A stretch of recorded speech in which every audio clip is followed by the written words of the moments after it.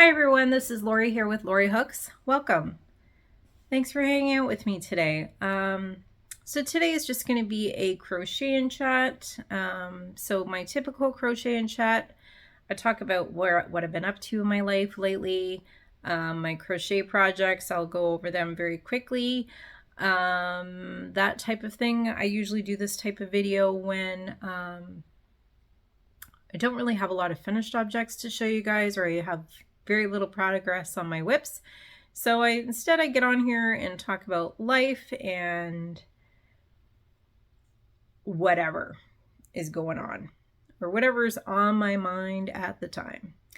So today, first of all, I want to say I have a bunch of new subscribers. So I'd like to say hi to you, welcome. And if you are returning and you've been here before, welcome back. Thanks for hanging out with me today. So I thought I'd start out with a little introduction about myself and my channel. As I said, my name is Lori. I live in just outside of Toronto in Southern Ontario, Canada. I live with my husband and our two grown children. Our son is 27 and our daughter is 21. And also our pup, our Labradoodle, she is now 5. I think she just turned 5. I think so. But yes, that is me in a nutshell.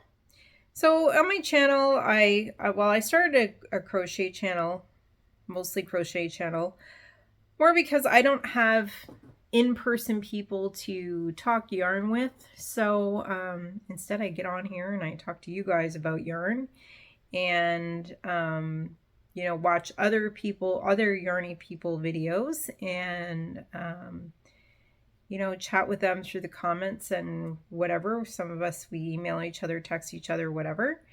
And I've made some lovely yarny friends through here, and those of you who comment on my videos and do it regularly, I remember you and I remember who you are, and you know,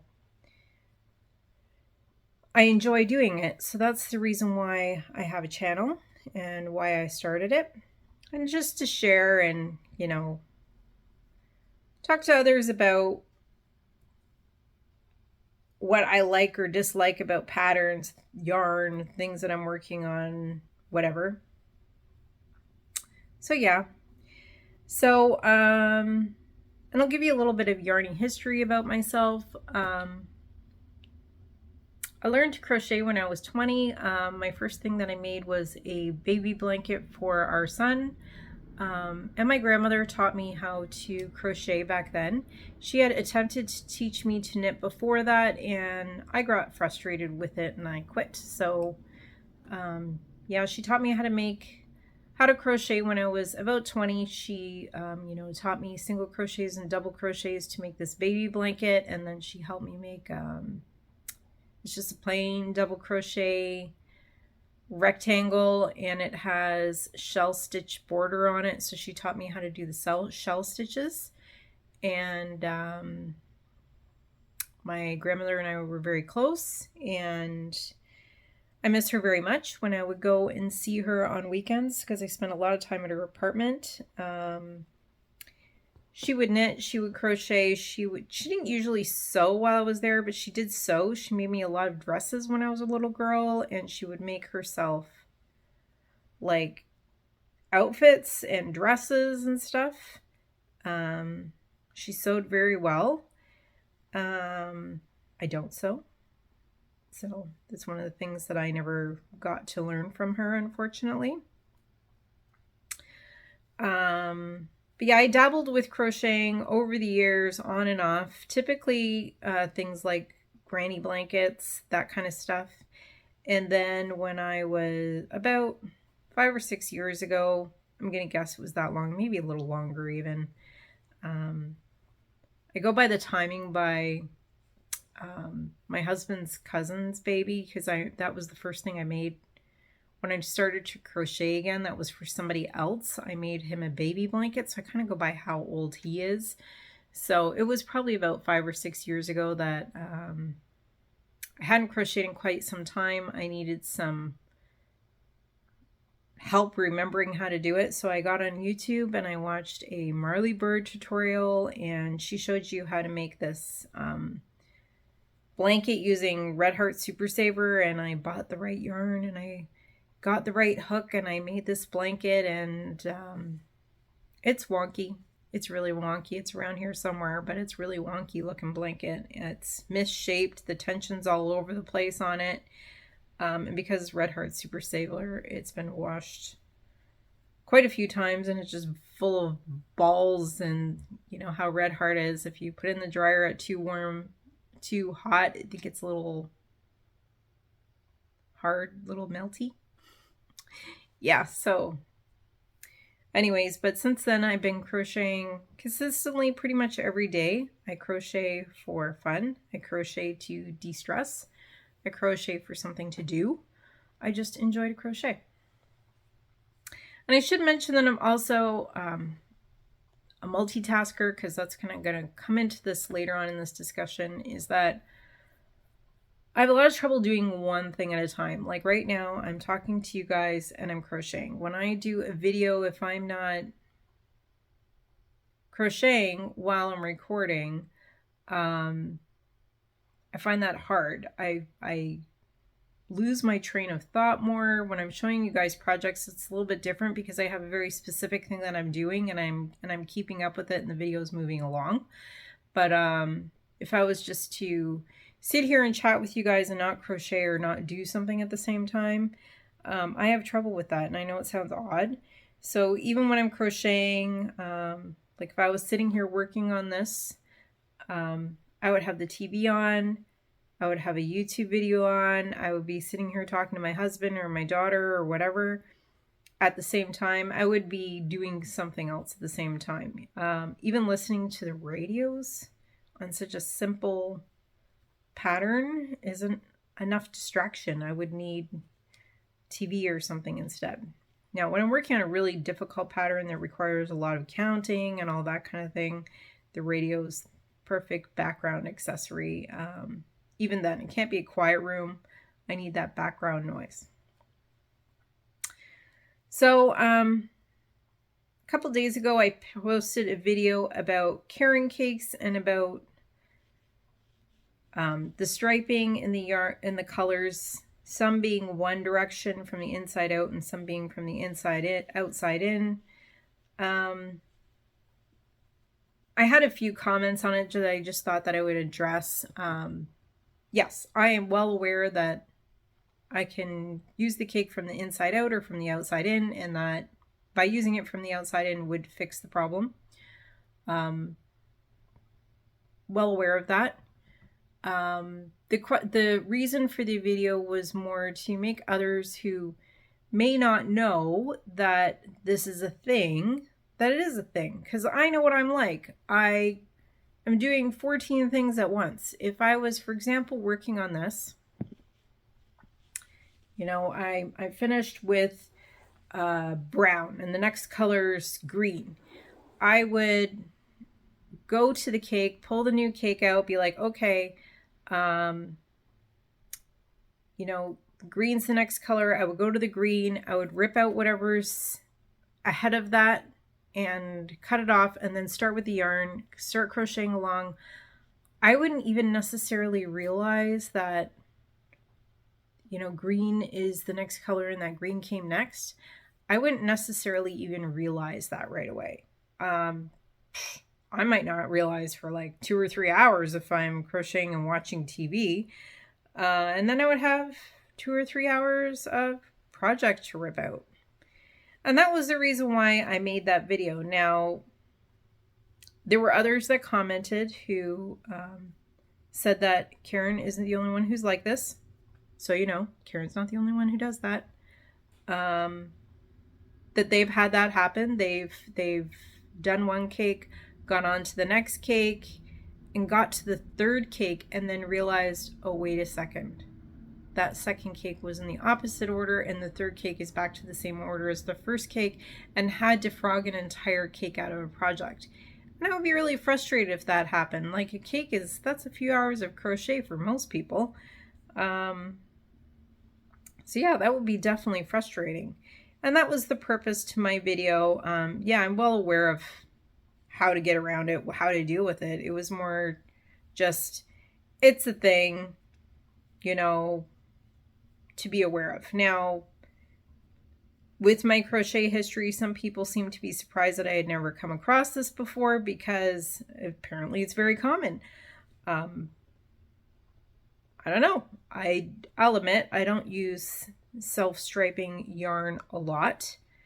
The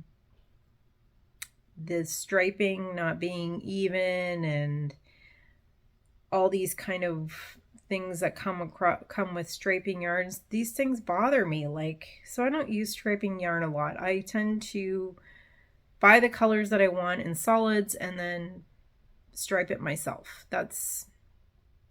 I can't really see why to buy a cake of yarn that is multicolored and then pull the whole cake apart and use it in chunks. It just seems to defeat the purpose to me. The purpose to me of self-striping yarn is to crochet along, have the colors change, and not have to sew in 4,000 ends, which is why I use it when I do use it, or because I really like the colorway. The colors go together, because that's one of the really nice things about cakes is they look beautiful sitting on the shelf. The colors always go so beautiful together. Well, I shouldn't say always. Every now and then I see one that's like, why did they put that color with that color? But most of the time I'm like, wow, they put that color with that color and I would never do that, but it looks awesome. Yeah, but I really love the way they look on the shelf and in the store. And when my daughter's with me and I go to buy them, she's always like, Mom, don't buy that. I know it's pretty, but you're not going to want to use it because you're not going to want to use the self-striping yarn, because she knows what I'm like. She knows that I like my stripes to be even. I like them to be in order. You know, I like the stripes to be in the same width in a lot of cases, you know. I'm funny like that, and I know that. So yeah, I don't use self-striping yarn that much, so that was my first time coming across the stripes being in the wrong order. And for some others, they had never seen it either. Some other people had seen it lots of times and basically told me that's the normal and that I should have been aware. So yeah, that's my comments on my last video. So what else do I want to talk about today? We'll do a little life update.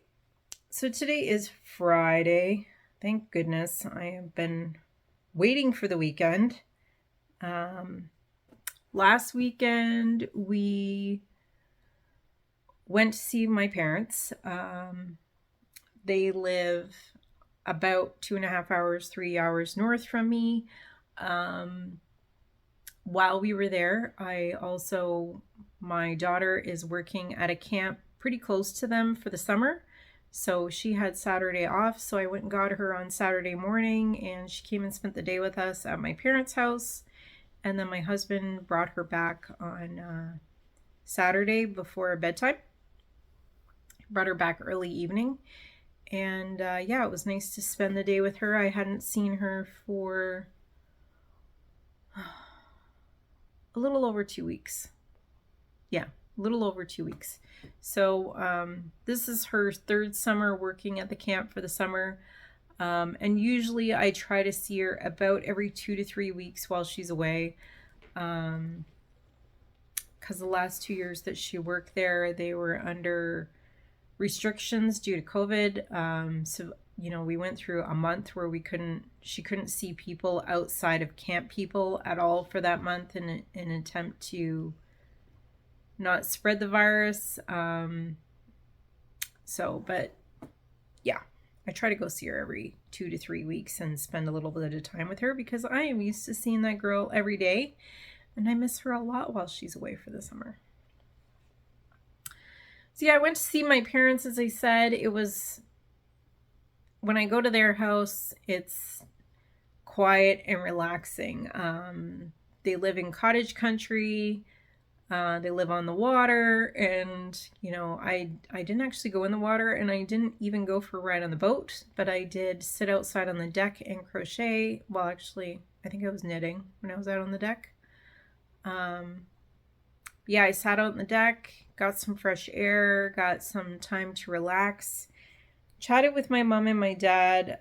My husband and my dad went on a couple rides on the four-wheeler, did their guy things that they do, and other than that, we just chilled. We didn't do very much. It was a very nice, relaxing weekend, and there was hardly any traffic going there and coming back, which was fantastic. I guess because the weekend before was Canada Day, everybody else decided to spend the weekend after Canada Day at home.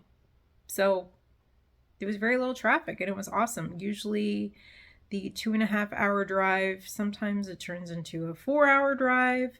My brother went up to see my parents on Canada Day weekend. Apparently for them it was a 5 hour drive when they went up on Friday. They left on Friday afternoon, and Mom said it took them 5 hours to get there.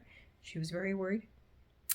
But they left early. They left and went home on Sunday, and most people had Monday off. One of their kids had something they had to do on Monday, so they came back early, and they didn't get stuck in traffic therefore on Sunday. So yeah, we had a nice quiet weekend, no traffic, and that was really great. This week has been an okay week. I've had to work. It is what it is. It's life. My son started a new job on Monday, which he is enjoying so far, and that's good. And I think that's about it for me. No big plans this weekend. I think my husband and I might pack a picnic and go to like a nearby conservation area or park and go for a little hike. Take the pupper with us, get us all some exercise in, and have a little picnic afterwards. I haven't checked the weather today. When I looked yesterday, it looked like it might rain tomorrow, which today the sky is blue and beautiful. But as soon as I'm done this video, I have work I have to do, and my husband's at work, so we don't get to do our fun stuff today. We have to wait till the weekend. But yeah, I hope we get a nice day either tomorrow or Sunday so that we can do that. We can have a little picnic and a little hike, get outside for a little while, and get a little bit of exercise in. And other than that, I don't think we have any plans this weekend. There's some things that I need to catch up around the house because we weren't home last weekend. We weren't actually home the weekend before either, so there's quite a few things that need to be caught up around the house. I think that's it for this weekend. So, and I have this Campfire cardigan that I'm working on. I have another cardigan, summer cardigan that I'm working on. I have some progress on it, but I'm not going to show it today. What else have I been doing crochet and knit wise? Been knitting dishcloths. I have a blanket that I'm working on using Hirschner's striping yarn. I did finish a skein for that last weekend at the cottage. Cottage is my parents' house. It's when I was a child, it was the cottage. We spent a lot of weekends there, but now my parents live there. Yeah, so I got a skein into the blanket while I was there. Yeah, I think that's about it. Yeah, I have other patterns in mind that I want to work on, and I really should be working on some of my old whips, but so much crochet, so much yarn, not enough time. So yeah, so I think that's it for today. Thanks for hanging out with me today. Thanks for liking my videos. Thanks for subscribing to my channel. I love to hear from you. If you'd like to write in the comments below what you've been working on lately, what's going on with your life, all those things. I love to hear from you. If you have questions about anything, whatever, reach out. I will include pattern links for Campfire Cardi. What else? I'll include a link for the video from 2 days ago that I was talking about. Was there something else I talked about today that I need to include a link for? I don't think so. If I've forgotten anything and you're looking for something, write me a comment, reach out, and I will be sure to update that description box with anything that I should have. So, oh, and I want to thank Cindy at Lulu's Treasure Trove, I hope is what it's called. I will also link her below. Thank you so much for the shout out. She found my video about the carrot cakes quite informative. And so she shared it out in her community tab, and I just want to say thank you. And yeah. So, thanks for liking, thanks for subscribing, and I'll see you next time on Lori Hooks. Bye, everyone.